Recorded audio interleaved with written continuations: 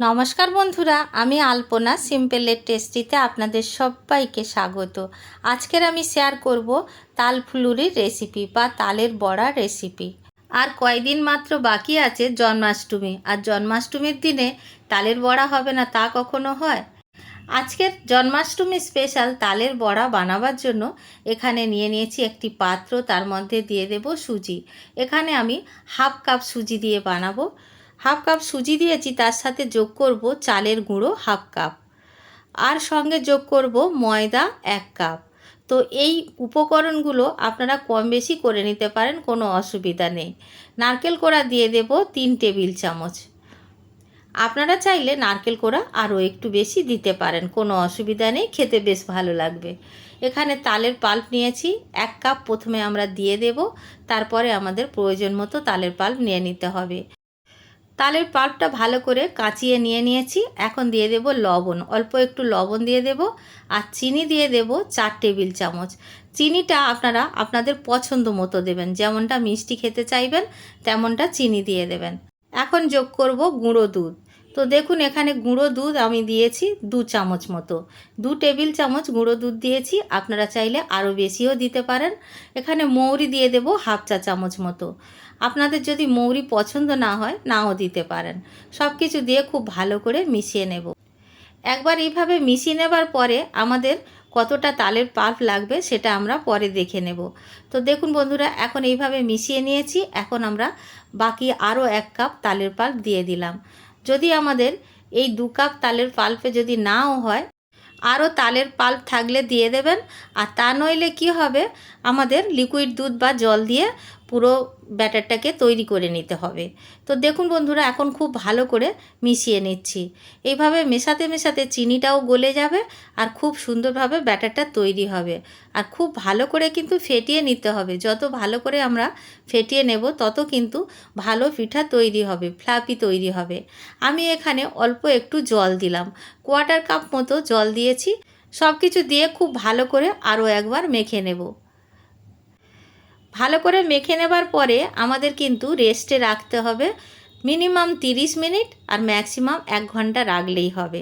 তো আপনার হাতে যতটা সময় থাকবে এর মধ্যে আপনারা রেস্টে রেখে দেবেন। খুব ভালো করে কিন্তু এইভাবে ফেটিয়ে ফেটিয়ে মেখে নিতে হবে। তো দেখুন, আমি খুব ভালো করে কিন্তু মেখে নিয়েছি। এখন আমরা ভালো করে পরিষ্কার করে নেব সব দিকটা, তারপরে ঢাকা দিয়ে রেস্টে রাখবো। রেস্টে রাখার পরে সুজিগুলো ফুলে যাবে। তারপরে যদি প্রয়োজন হয় আমরা জল বা লিকুইড দুধ দিয়ে দেব। আমি এখানে 40 মিনিট রেস্টে রেখেছিলাম। 40 মিনিট পর আপনাদের সঙ্গে শেয়ার করছি নেক্সট স্টেপ। তো দেখুন বন্ধুরা, এরকম দেখতে হবে, আর একদম ঘন হয়ে গেছে, এরকম একটু আঠালো মতো লাগবে। তো এরকমই হলে কিন্তু পারফেক্ট বড়া তৈরি হবে। তো এইরকমই কিন্তু ব্যাটারটাকে আরও একবার ফেটিয়ে নিতে হবে। তো আমি এইভাবে কিন্তু ফেটিয়ে নিয়েছি, আর দেখুন ঘনত্বটা কেমন দেখতে হয়েছে। এরকমই কিন্তু একটু আঠালো হবে। বেশি পাতলা করে করলে তাহলে কি হবে, বড়াগুলো ঠিকমতো শেপ দেওয়া যাবে না। বেশি মোটা করে করলে তাহলেও আবার ভিতরটা শক্ত থেকে যেতে পারে। এখানে গ্যাস জ্বালিয়ে কড়াই বসিয়ে রিফাইন্ড তেল গরম হতে দিয়েছিলাম। মিডিয়াম গরম হওয়ার সাথে সাথে আমরা বড়াগুলো দেব। মিডিয়াম টু লো ফ্লেমে রেখে ভেজে নেব। হাই ফ্লেমে প্রথম থেকে কিন্তু আমরা ভাজবো না। মিডিয়াম আঁচে ভেজে নিলে খুব সুন্দর ভিতর পর্যন্ত ভাজা হবে। তো দেখুন বন্ধুরা, এক এক করে বড়াগুলো এইভাবে ছেড়ে দেব। আমরা কিন্তু প্রথম থেকে নাড়াচাড়া করব না, কিছুক্ষণ হতে দেব। হালকা হালকা কালার আসতে শুরু করবে, তারপরে কিন্তু আমরা বড়াগুলো নাড়াচাড়া করব। যত কটা একসাথে যাবে তত কটা প্রথম ব্যাচে দিয়ে দিলাম। ব্যাচ ওয়াইজ ভাজতে হবে। বেশ অনেকটা ব্যাটার আছে, সেজন্য আমরা বারবার করে ভেজে নেব। তো দেখুন বন্ধুরা, এখন আমরা খুন্তি দিয়ে একটু হালকা হাতে নাড়াচাড়া করে দেব। অল্প অল্প কালার আসতে শুরু করেছে। আলতো হাতে এইভাবে নাড়াচাড়া করে দিতে হবে প্রথমের দিকটা। তারপরে সব দিকটা যখন অল্প অল্প ভাজা হয়ে যাবে তখন আমরা অনবরত নাড়াচাড়া করতে থাকবো। তাহলে কি হবে, সব দিকটা খুব সুন্দর রং হবে। এক দিকটা নইলে বেশি রং হবে, আর এক দিকটা হলুদ রং হয়ে থাকবে। তো সেজন্য সব দিকটা যাতে খুব সুন্দর করে ভাজা হয়, এইভাবে অনবরত নাড়াচাড়া করতে থাকতে হবে। কিছুক্ষণ মিডিয়াম আঁচে ভেজে নেবার পরে যখন দেখব এইভাবে কালারটা এসে গেছে, তখন কিন্তু গ্যাসের ফ্লেমটা বাড়িয়ে দেব। আর খুব সুন্দর কিন্তু ফুলে গেছে, এইরকমই ফোলা ফোলা তৈরি হবে। দেখে নিশ্চয়ই বুঝতে পারছেন কতটা ফুলেছে। বন্ধুরা, আজকের ভিডিও যদি একটুও ভালো লাগে একটা লাইক করে দেবেন। আমার চ্যানেলে নতুন বন্ধু হলে প্লিজ একটা সাবস্ক্রাইব করে দেবেন। পাশে থাকা বেল আইকনটি অবশ্য করে প্রেস করে দেবেন, যাতে করে যে কোনো ভিডিও আমি আপলোড করব আপনাদের কাছে সবার আগে পৌঁছে যায়। তো দেখুন কত সুন্দর দেখতে হয়েছে। অনবরত এইভাবে নাড়াচাড়া করলে সব দিকটা খুব সুন্দর একই রকম কালার আসবে।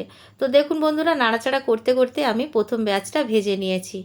জাস্ট দেখুন বন্ধুরা কত সুন্দর দেখতে হয়েছে, একদম গোল গোল সুন্দর দেখতে হয়েছে। এখন আমরা তুলে নেব।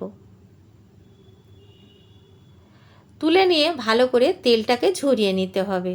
তারপরে আমরা যে কোনো পাত্রে রেখে দেব। দেখুন ভালো করে তেল ঝরিয়ে নিয়েছি, এখন একটি পাত্রে নিয়ে নেব।